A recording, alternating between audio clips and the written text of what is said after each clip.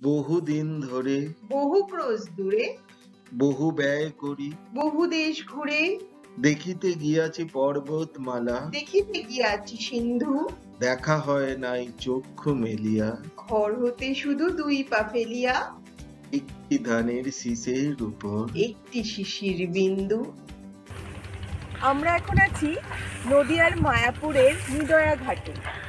এখান থেকে আমরা লঞ্চ পেরিয়ে যাব বর্ধমানের পূর্বস্থলী পাখির চর দেখতে।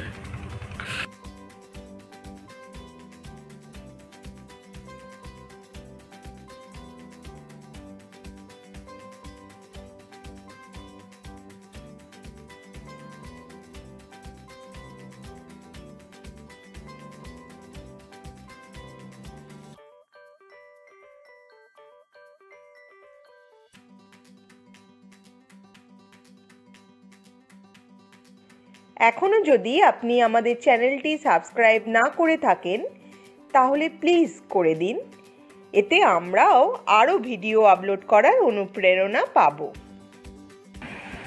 ইচ্ছা ছিল শনিবার রাতে পূর্বস্থলী পৌঁছে রাতটা ওখানেই কোথাও কাটাবো, আর সকাল সকাল কাষ্ঠশালী ঘাট বা চুপির চর থেকে নৌকো করে ঘুরবো পূর্বস্থলীর অশ্বক্ষুরাকৃতির হ্রদ। সেই মতোই শনিবার সকালে ফোন করেছিলাম জয়ন্ত বাবুকে, মানে জয়ন্ত হালদার, ওখানের বিখ্যাত ট্যুর অপারেটর। কিন্তু উনি জানালেন কোথাও রুম নেই। নেটেও অনেক খুঁজেও কোনো রুম পেলাম না। তখন ঠিক করলাম মায়াপুরের ইস্কন মন্দিরের কাছে থেকে যাব। তারপর সকালে মন্দির দেখে ট্রেনে করে ঘন্টা দেড়েকের মধ্যেই চুপির চর চলে আসব। জয়ন্তবাবুও বললেন সেটা করা যেতেই পারে। তাই চলে এলাম নবদ্বীপ ধাম।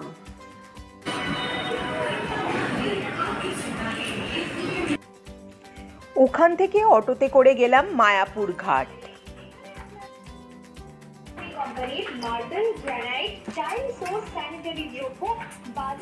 তারপর ফেরি।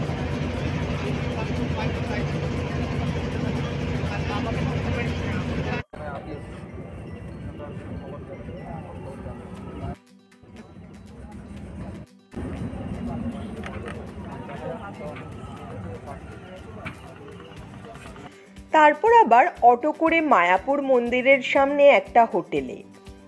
পরে অবশ্য জানলাম চাইলে আমরা মন্দিরের ভিতরেই আরও ভালো রুম পেতে পারতাম। যাই হোক, যা হওয়ার তা হয়ে গেছে।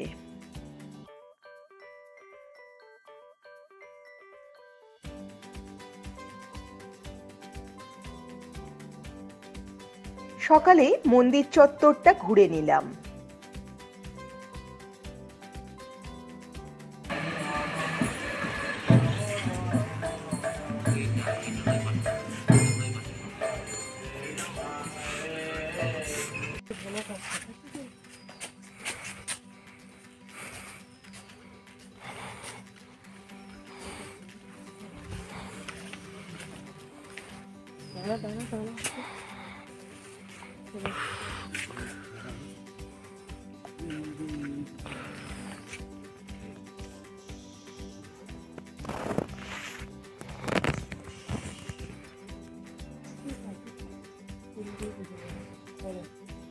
পাইকে ঠান্ডা দিদি হতে পারে।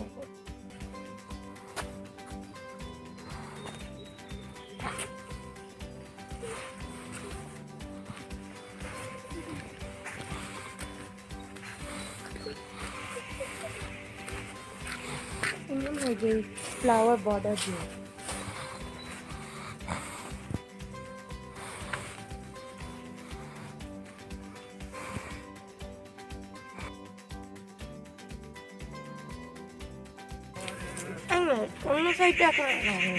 এখনো নতুন মন্দিরটা তৈরি শেষ হয়নি, সম্ভবত 2023-24 করে উদ্বোধন হতে পারে।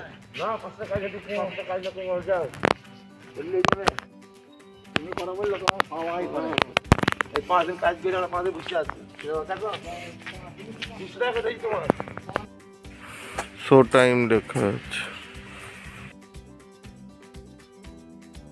দেখলাম গোশালা। এই ডাকছিল, সিনটা দেখেছিস? এই ডাকছিল মনে হয়।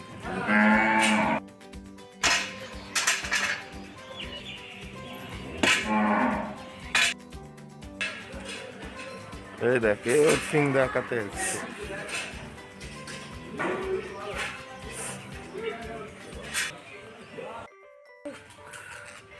ওরে বাবা, বাস তো হনুমানে ভর্তি।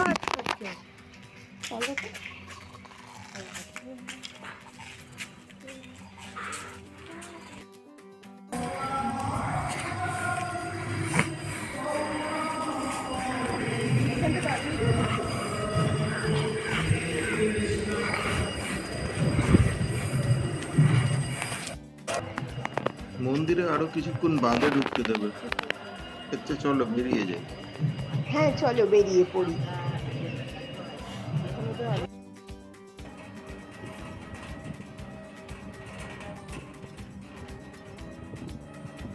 এবার পূর্বস্থলীর পথে, তবে অটোওয়ালার উপদেশে সোজা পথে না গিয়ে নিদয়ের ঘাটের দিকে চললাম।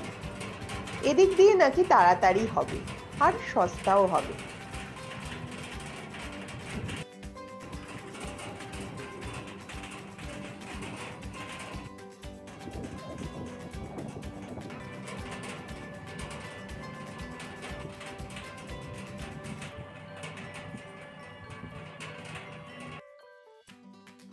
এখানে নেটের কানেকশন কিন্তু ভালো।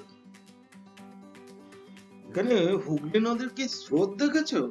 আবার দেখো মাঝখানে ওই দ্বীপের মতো কি একটা চর রয়েছে, তাতে আবার ধান চাষ নাকি সর্ষে চাষ সব চাষ হয়েছে। মনে হয় এখানে ফেরিতে আছে, এই কারণেই আছে। বাবা দেখো বক বসে আছে। আরে ওই ওই একটা ডলফিন দেখা গেল। ওই তো ডলফিন ডলফিন।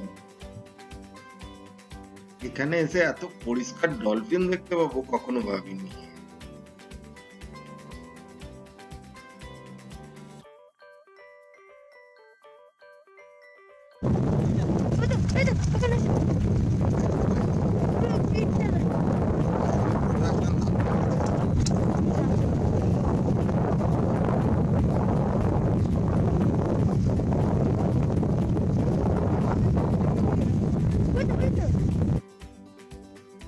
চলো এবার নৌকো এসে গেছি।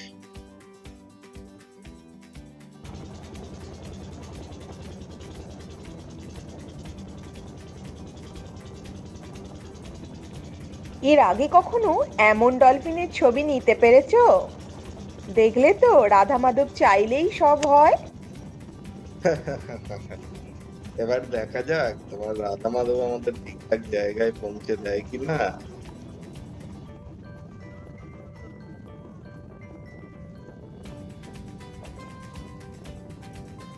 আরে শুনেছো, বলছে নাকি এটারও নাম নিদয়ার ঘাট।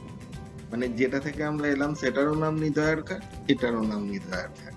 ওটা নাকি নদিয়ার নিদয়ার ঘাট, আর যেখানে নামলাম এটা হলো পূর্ব বর্ধমানের নিদয়ার ঘাট।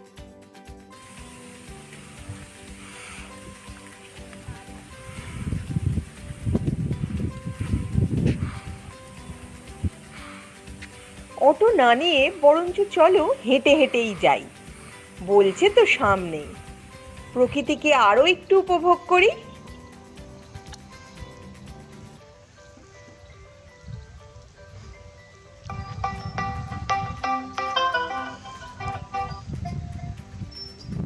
হ্যালো, আরে জয়ন্ত দা, আরে আমরা এখন কোথায় আছি জানি না।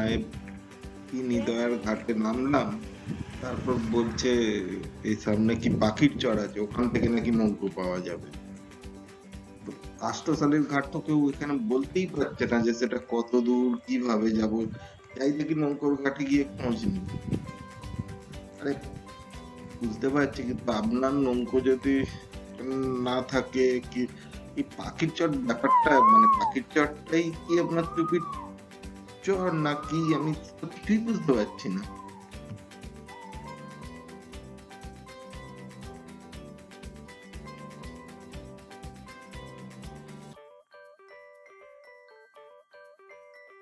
কি গো, আর কত দূর?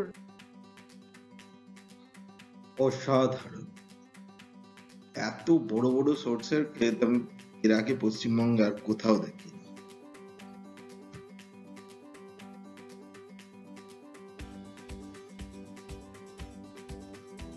ওই তো ওরা বলছিল এটাই নাকি পাখির চরের ওয়াচ টাওয়ার। আরে এটাই তো কাস্টাসালের ঘাট, মানে আমরা ভুল করেও ঠিক জায়গাতেই চলে এসেছি। অবশেষে আমরা জয়ন্তদার ঠিক করে দেওয়া নৌকোয় উঠে বসলাম। আমাদের মাঝি কাম গাইড হলেন অমিত হালদার।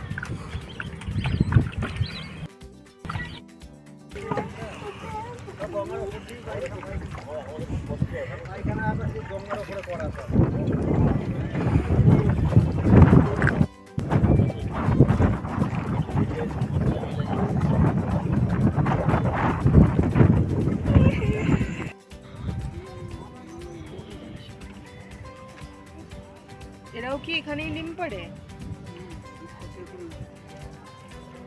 ওঠে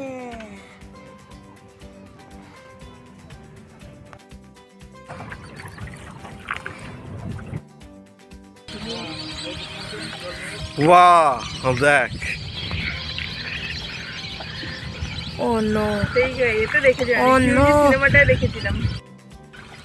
पंछी नदिया पवन के झोंके कोई सरहद न।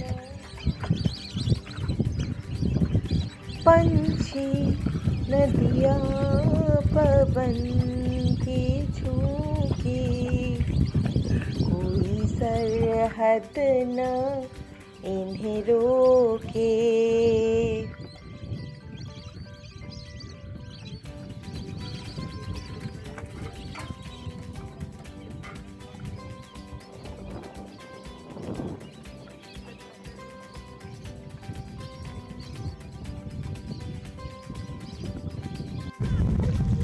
পানকৌড়ি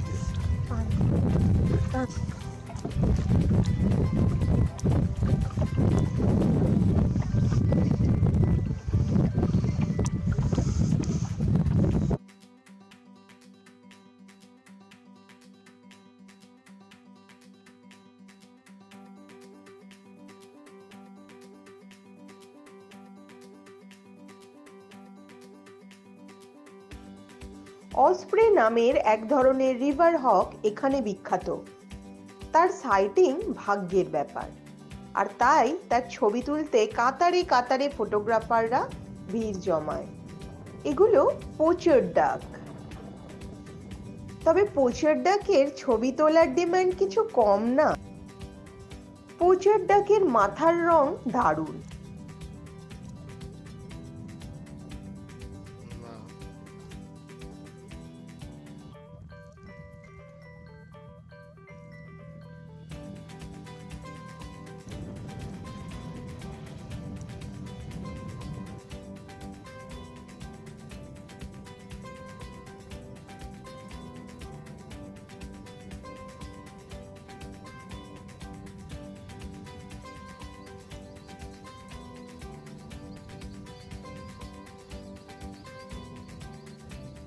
ইংরেজির ইউ আকৃতির হ্রদকে বলা হয় অশ্বক্ষুরাকৃতি হ্রদ। এগুলি সাধারণত কোনো নদী থেকে কেটে একটা জলাশয়ে তৈরি হয়ে যায়। পশ্চিমবঙ্গের এমন লেক এটি। এটা গঙ্গা থেকে সৃষ্ট। ইউ আকৃতি হওয়ার জন্য এর মাঝের দিকে বেশ খানিকটা চর বা দ্বীপ আছে, যেখানে খুব চাষাবাদ হয়।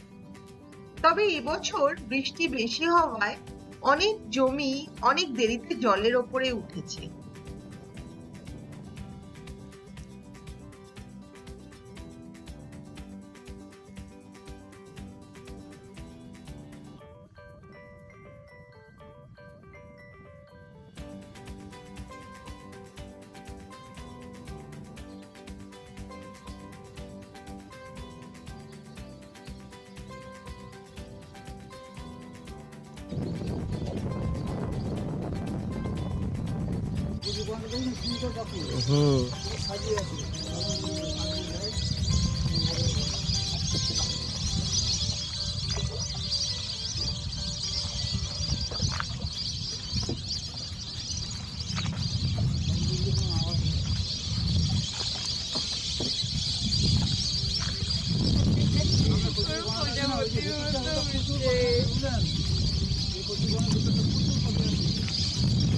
ওরে বাবা,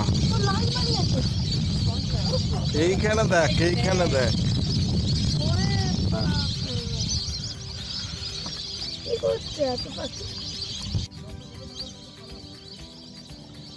এবছরে অতিবৃষ্টি এই হ্রদে পাখিদের জীবনকেও অনেকটাই প্রভাবিত করেছে। কচুরিপানাগুলো বন্যার জলে ভেসে গিয়ে পাখিদের থাকার জায়গা পরিবর্তন করে দিয়েছে। অনেক পাখি এবার হয়তো কচুরিপানার জায়গায় জমির ওপরে ডিম দেবে। এতে হতে পারে অনেক বেশি ডিম সাপ আর ইঁদুরেই খেয়ে নষ্ট করে দেবে।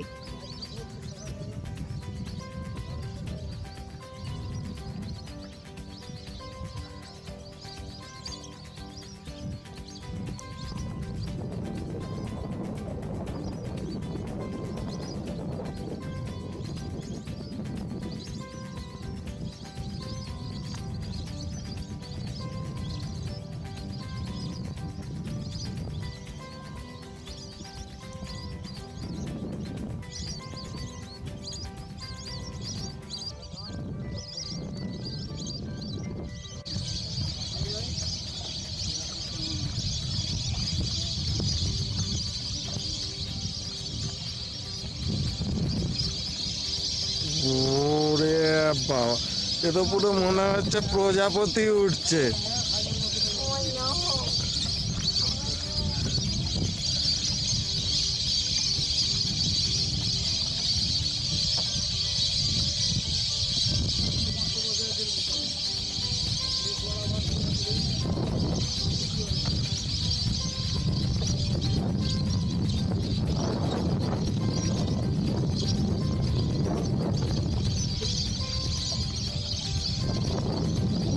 পুরো আকাশটা দেখ, পাখিতে পাখিতে ছেয়ে গেছে।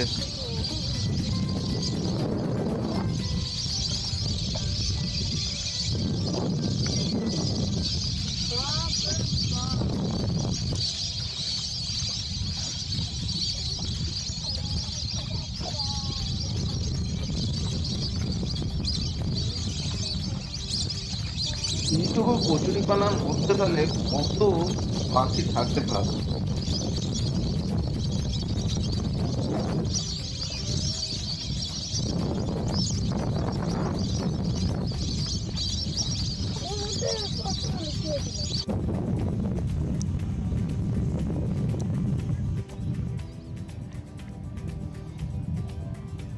এখানে জল কোথাও মাত্র 2 ফুট গভীর আর কোথাও 20 ফুট পর্যন্ত গভীর।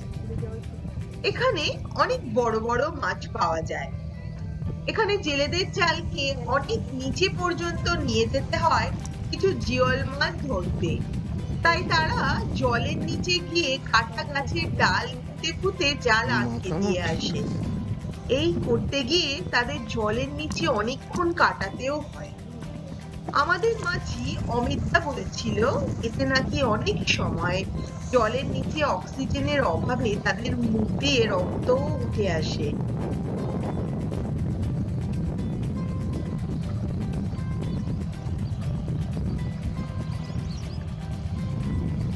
এখানে জলে নির্বিষ সাপ ছাড়া বিষধর জলভরাও থাকে, যা কামড়ালে সহজে বোঝা যায় না। তাই তা অনেক সময় জেলেদের জন্য প্রাণঘাতী হয়ে ওঠে।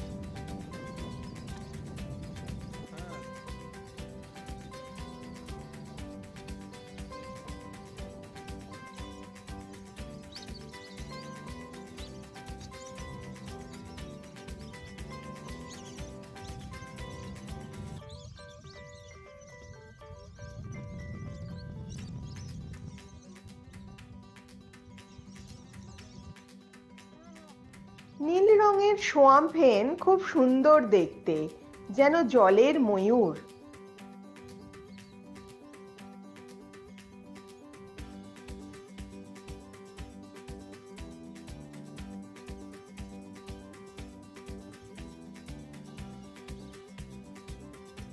সরাল হাঁস এখানে হাজারে হাজারে দেখা যায়। মানুষের সচেতনতা একটু বাড়ায় আর সরকারের কঠোর সংরক্ষণে আজ পাখির পরিমাণ বেড়েছে।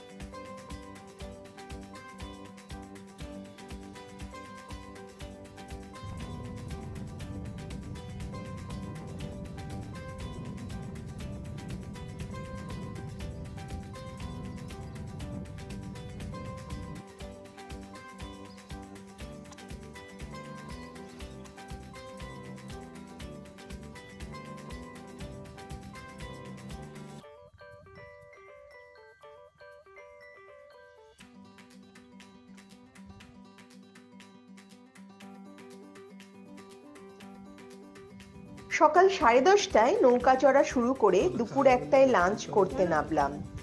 লাঞ্চের ব্যবস্থা জয়ন্তদাই করে রেখেছিল।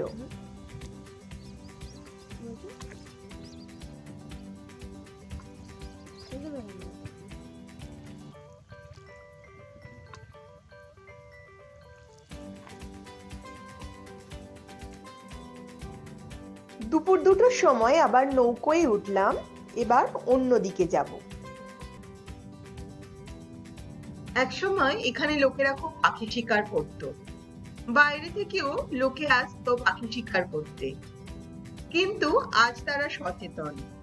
আজ এই পাখিগুলোই তাদের জীবিকার কারণ হয়ে উঠেছে। দলে দলে পর্যটক আজ এখানে আসে এই পাখি দেখতে, আর তাই এখানের মানুষেরাই আজ পাখিদের সংরক্ষণ করছে। জেলের জালে পাখি আটকে গেলে তারা তাকে ধরে মেরে ফেলে না, বরঞ্চ সেবা শুশ্রূষা করে তাকে প্রকৃতির বুকে ছেড়ে দেয়।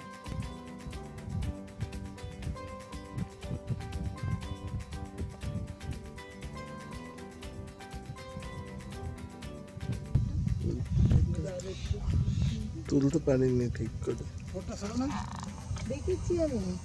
দেখতে পেয়েছি কিন্তু তুলতে পারিনি, হাত কেঁপে যাচ্ছিল অত জুম করে।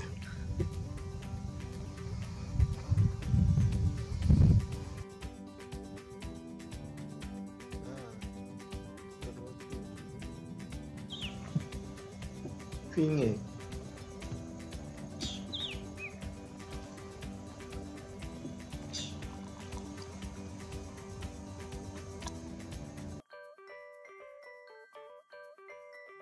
এখান থেকে ইস্কনের মন্দির পরিষ্কার দেখা যাচ্ছে।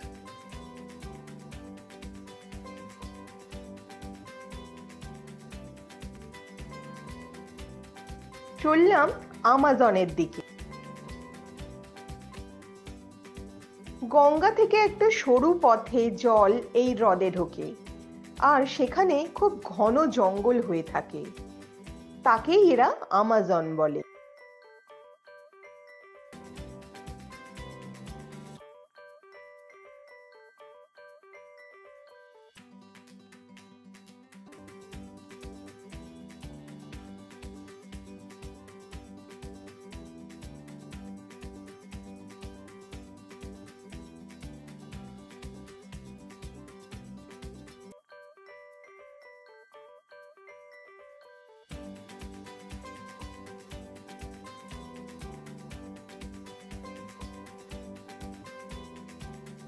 এদিকটায় অবশ্য পরিযায়ী পাখির চেয়ে দেশি পাখিই বেশি।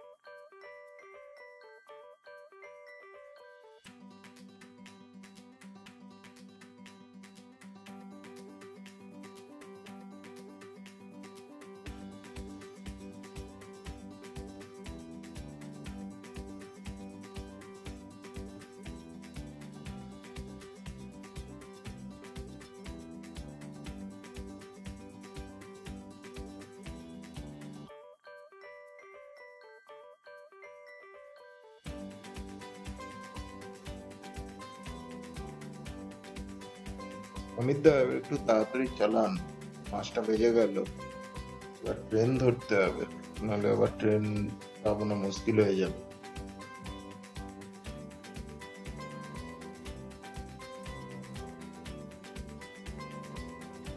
পূর্বস্থলী থেকে 8:45-র সময় বোধহয় একটা ট্রেন আছে, ওটা ধরতে পারলে মোটামুটি 11টা-12টা নাগাদ বাড়ি ঢুকে যেতে পারবো।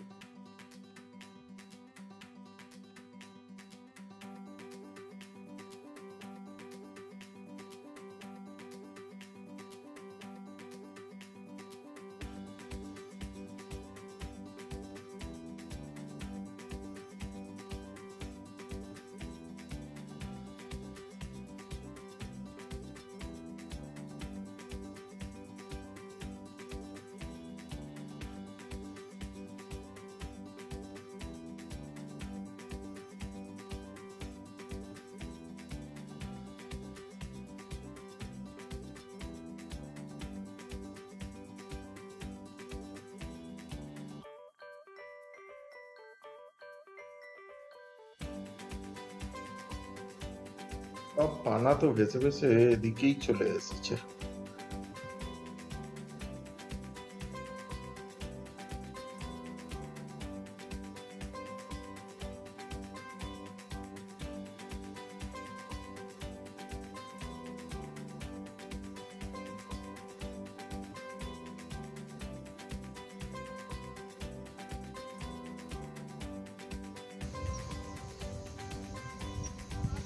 ও মানে ফটোগ্রাফারদের নিয়ে আসে। গাইড হিসাবে পয়সা নেয়।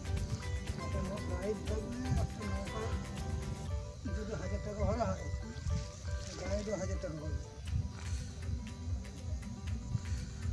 খাওয়া দাওয়া সব কিছু তাই থাকে।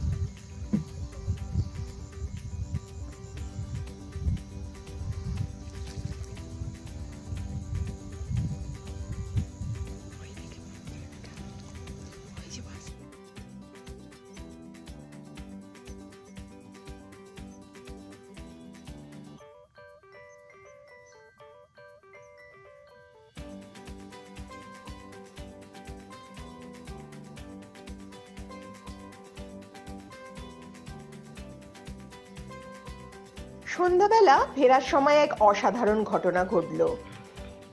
আমাদের নৌকোয় এসে বসলো Bangla state bird white breasted kingfisher. সে আমাদের সাথে অনেকক্ষণ নৌকোয় চড়ে এলো, যেন এসে বলছে, কি গো আমার ছবি নেবে না?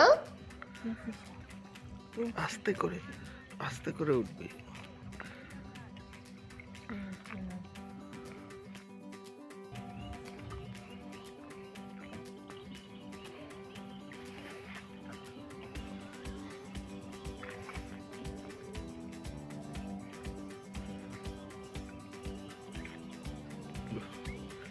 এই সিন ভাবা যায় না।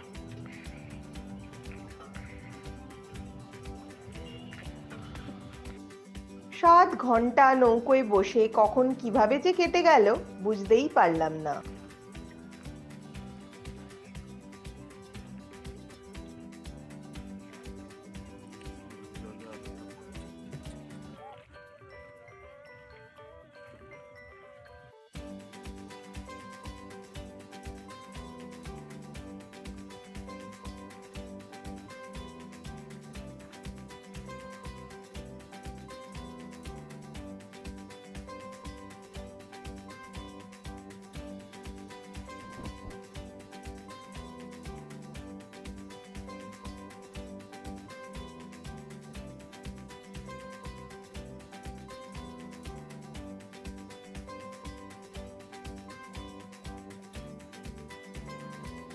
এখনো যদি আপনি আমাদের চ্যানেলটি সাবস্ক্রাইব না করে থাকেন তাহলে প্লিজ করে দিন। এতে আমরাও আরো ভিডিও আপলোড করার অনুপ্রেরণা পাবো।